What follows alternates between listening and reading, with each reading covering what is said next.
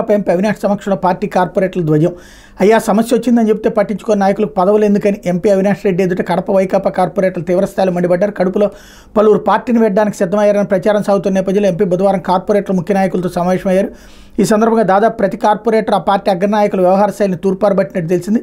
YSR architecture యూనివర్సిటీలో ఒక పోస్టును తన మేనల్కి ఇవ్వాలని కోరగా 8 లక్షలు డిమాండ్ చేసిన ఒక కార్పొరేటర్ ఆరోపించారు. 5 లక్షలు ఇస్తామని చెప్పిన ఉద్యోగం ఇవ్వలేదని వాళ్ళు డిమాండ్ చేసిన మొత్తం ఇచ్చిన వాళ్ళకి కట్టబెట్టారని చెప్పారు.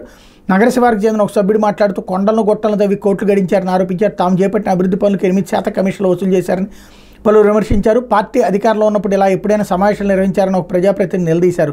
సీఎంగా ఉన్నప్పుడు జగన్ కలవాలంటే ఎన్నో ఆంక్షలు అధిగమించాల్సి వచ్చిందని, సామాన్య కార్యకర్తలకు ఆయన దూరం చేశారని ధ్వజమెత్తారు. సజ్జల రామకృష్ణారెడ్డి, ధనంజయ రెడ్డి సలహాలతో పార్టీకి తీవ్ర నష్టం కలిగిందని పలువురు ఆరోపించారు. పార్టీని వేడతారని జరుగుతున్న ప్రచారంలో వాస్తవం లేదని, భూ కబ్జాలు ఇతర అక్రమాలకు పాల్పడే నాయకులు ఇలాంటి ఆలోచనలు చేస్తారని పలువురు పేర్కొన్నారు. పదవులున్నా లేకపోయినా వైఎస్ఆర్ కుటుంబంతోనే ఉంటామని మాజీ ఉప ముఖ్యమంత్రి అంజాద్ బాషా పేర్కొన్నారు. కార్యకర్తలకు అండగా ఉంటామని జిల్లా స్థాయిలో లీగల్ సెల్ ఏర్పాటు చేస్తామని ఎంపీ అవినాష్ రెడ్డి చెప్పారన్నటువంటి వార్తని హైలైట్ చేశారు. లేకపోతే